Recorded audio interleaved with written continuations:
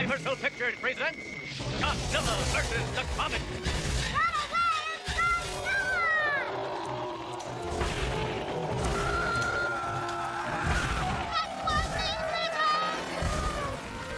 Nothing can stop Godzilla!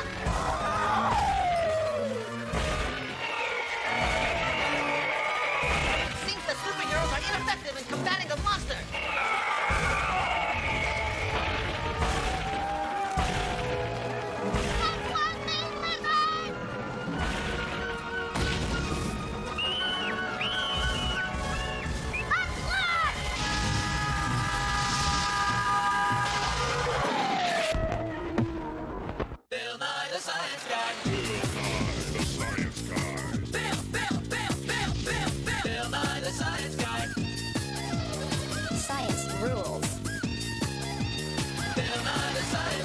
Inertia is a property of matter. Bill Nye, the science guy. T minus 7 seconds. Bill Nye the Science Guy. You and I live on a planet with a moon. Now, there are lots of planets with moons, and they all orbit the sun. But they're not the only things orbiting the sun. There are also tons and tons of rocks and ice, comets and meteors.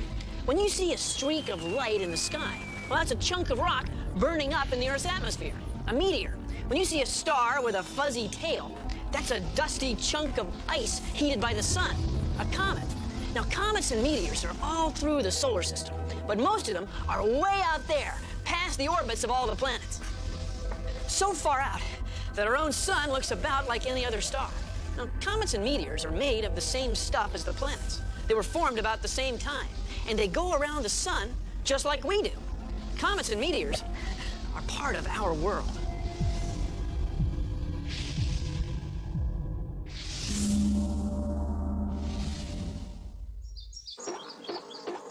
Hey! What you got? Nothing. That's Tickle Me Meteorite, isn't it? Nuh-uh. Come on, let me see it. No way. Get your own. Aw, please. He's so groovy, he's out of sight. He's Tickle Me Meteorite. Yes, it's Tickle Me Meteorite. You just pull his nose. I have existed since the beginning of the solar system. Here, let me try. Comets and meteors travel vast distances in space. Let me hold him. Occasionally, meteors impact planets and moons, leaving deep craters on the surface. There is a theory that a meteor impact led to the extinction of the dinosaurs. He's Tickle Me Meteorite. It's Tickle Me Meteorite. Catch it fast before this offer burns up and disappears.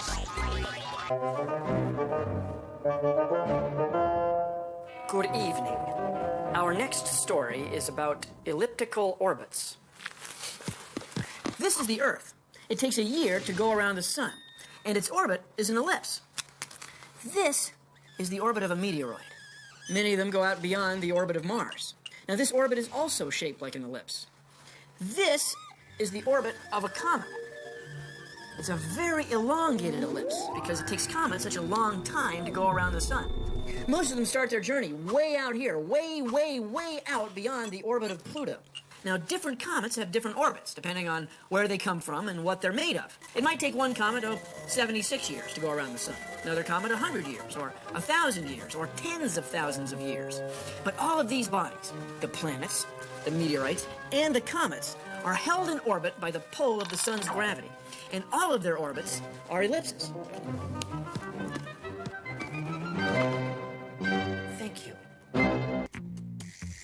Hey, Comets travel in paths around the sun called orbits, but a comet's orbit is in a circle.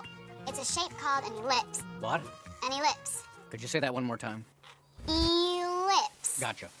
You can make an ellipse at home.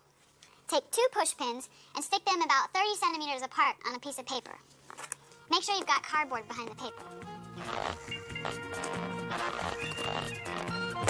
Then tie a knot in a string that's about 50 centimeters long. Put the string over the push pins, and using a pen to keep the string pulled tight, draw all the way around the paper.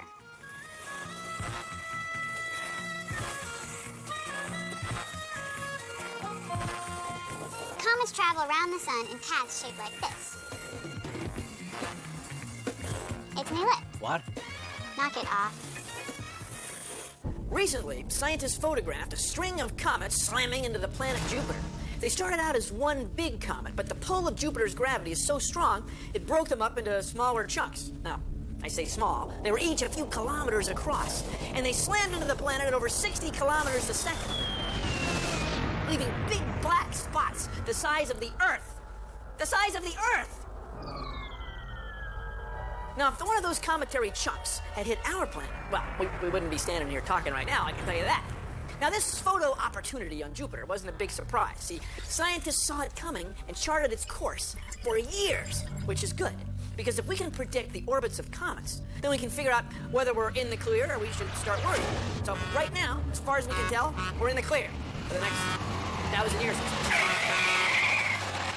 Meteoroids are chunks of rocks and metal that orbit the sun.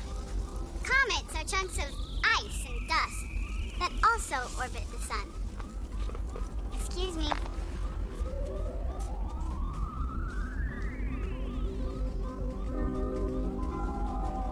So there's meteoroids and comets.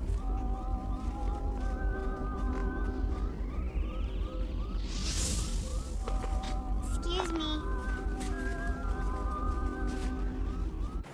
When you see a rock fall out of the sky and land on the Earth, you know it's a meteorite. And the first thing you do when you analyze any rock is look them over. You can see that the edges are rounded and they're deep pock marks caused by the friction of passing through the Earth's atmosphere. On top of that, it's magnetic. It's made of metal. Now this one has hardly any metal in it at all. This one turns out to be a combination of both rocks and metals. We know because we sliced it in half and polished it. You can see that this doesn't look like any of the rocks we find on Earth. Now these over here don't look like any of the other three. It turns out that both of these are from Mars. The meteorites.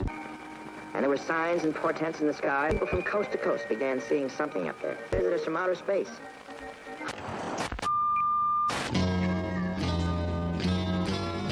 This is a meteorite from outer space. Looks like a mirror. This probably would have made a big crash when it hit the ground. It's really heavy and it's rough. I can't believe it weighs this much. This meteorite is special because it's from Mars. We know it's from Mars because it has little bitty pockets that have gases from Mars. Micrometeorites are so common that hundreds of millions of these fall to the Earth every day.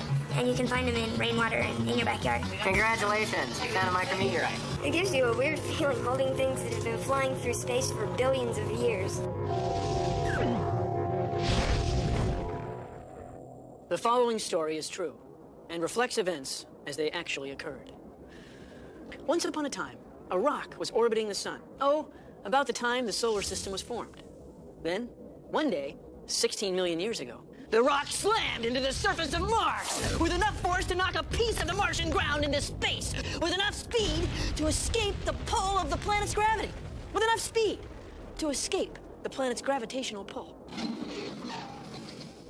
Eventually, it crossed the path of the Earth's orbit at precisely the moment the Earth was passing through that sector of space.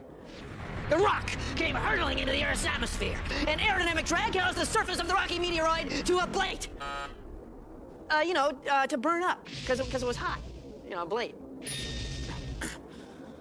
A tiny fragment of that meteoroid made it almost all the way to the surface of the Earth, 2/3 of which, I remind you, is covered with ocean. 2/3 covered with ocean.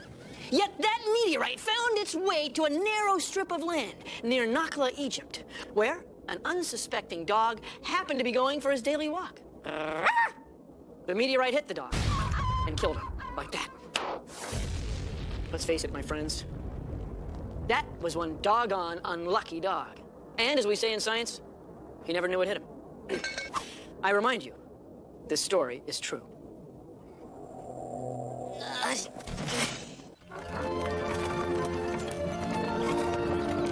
Tonight on Night TV, Little Meteorite on the Prairie. What is it, Pa? That's a meteorite, Half-Pint. Not a big meteorite, because it probably got burned up going through the atmosphere. It's a little meteorite. Wow. Pa, so what you're saying is that this meteorite came from outer space, and now it's on our prairie. It's our little Will it hurt us? No, half pint. Just burn up metal and stone.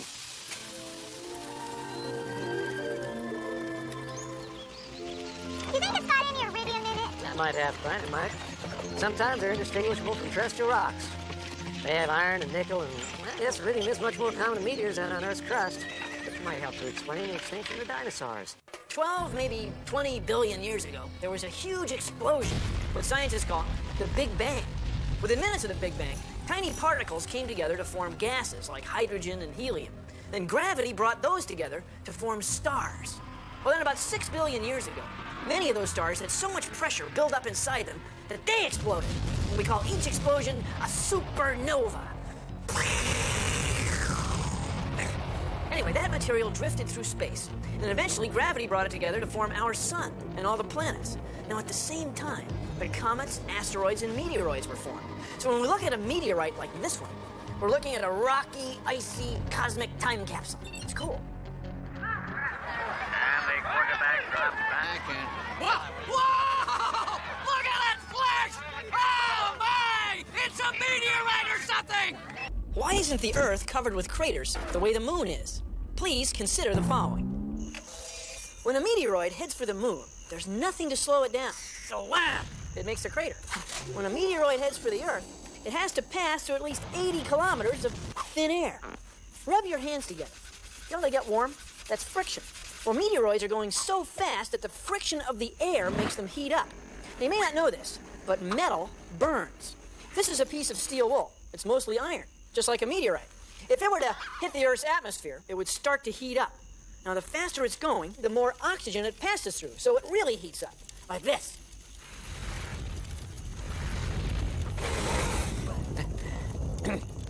Now, most of the meteoroids that hit the Earth's atmosphere burn up completely, but not all of them. See, you can still find meteoroid craters on the Earth's surface if you know where to look. Like, this is Meteor Crater in Arizona. This is Manicouagan in Quebec, Canada. This is Kalakul in Afghanistan in Asia. And this is Basumtwi in Ghana, Africa. Now, these meteorite craters are huge, and there's still hundreds of them on the Earth's surface. But wind, water, ice, and volcanoes help smooth them over. See, every planet and moon in the solar system has been hit with meteorites. But not all of them have a nice atmosphere to protect them. Well, thank you for joining me on Consider the Following. When comets and meteors hit a moon or planet, they can leave a crater. You can see craters on the face of the moon. Excuse me.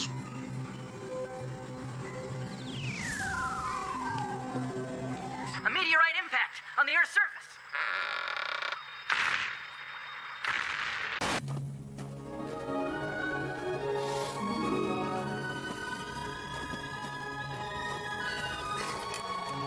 So how do we know that this big hole, this crater, was made by a meteorite? Well, here's the evidence. First of all, its shape. It's almost perfectly round. And it's big. It's huge. Whatever made this hole must have been big. Now, when we look at the rim, the edge of the crater, we see that it's higher than the high desert floor around here. Something must have lifted that material up. When we look at the surface of these rocks, something made them change from this color to this color. Well, it turns out it's heat, pressure, being mashed and squeezed and mushed. So something must have mushed and squeezed this rock. Now, on top of that, this white rock is not normally on the surface. We don't find it around on the high desert floor. But there is a layer of white rock underneath a layer of red rock in this crater. So something must have mushed and squeezed these rocks and lifted them up on top of the red layer. It turns out that this big hole, this crater, was made by a great big rock, a meteorite from outer space.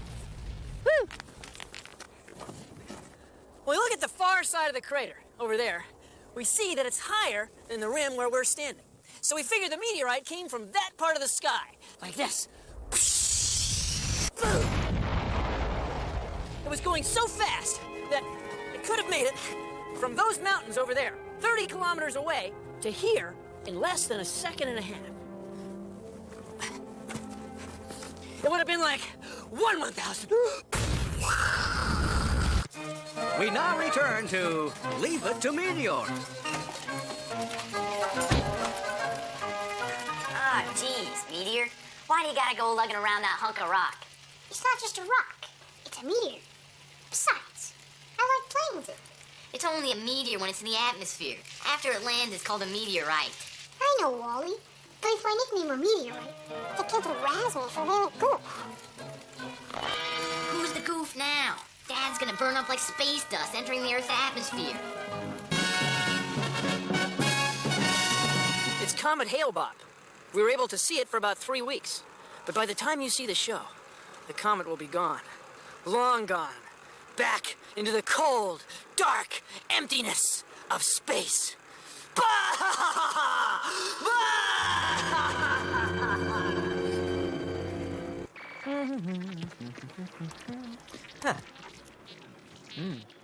Hi, I'm Bill.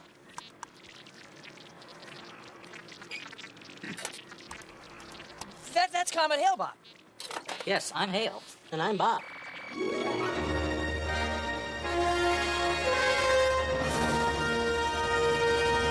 It's ice that makes comets different from asteroids and meteoroids. As a comet gets near the sun, the heat of the sun and the solar wind vaporizes the ice and makes a stream of charged gas particles we call the ion tail. Now, at the same time, the little bits of rock that are embedded in the ice get blown into space and form a second tail we call the dust tail. It's made of thousands and thousands of tiny meteoroids that orbit right along with the comet. So we end up with an ion tail that points straight away from the sun and a dust tail that's a little bit curved. So we get two tails from one comet. It's two tails from one. An asteroid is a big chunk of rock in space that never became part of a planet. A small asteroid is called a meteoroid. Now, if a rock enters the Earth's atmosphere, starts to burn up, and leaves a bright streak in the sky, we call it a meteor. If a piece of that rock lands on the Earth's surface, well, then we call it a meteorite. Asteroid, meteoroid, meteor, meteorite, right?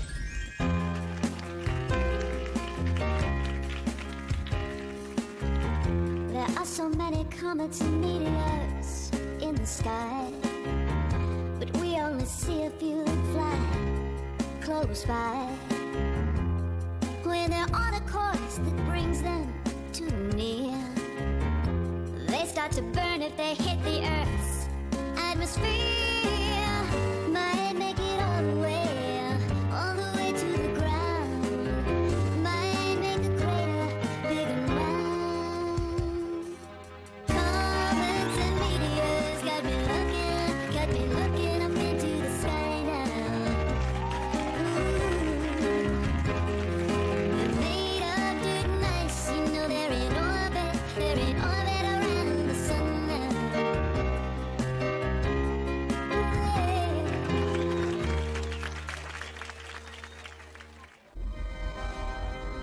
Well, that's our show. Thanks for watching. If you'll excuse me, I've got some subcrustal crater cartography to collate. See ya! Produced in association with the National Science Foundation. Did you ever make a wish on a shooting star? Well, guess what? They're not stars at all. They're meteors. Most of these meteors don't even make it to the Earth's surface because they burn up on their way through the atmosphere. We see them burning up in streaks of light. On any given night, there's a meteor flashing across the sky about once every hour. So the next time you see one, instead of making a wish on a shooting star, make a wish on a blazing, burning meteor.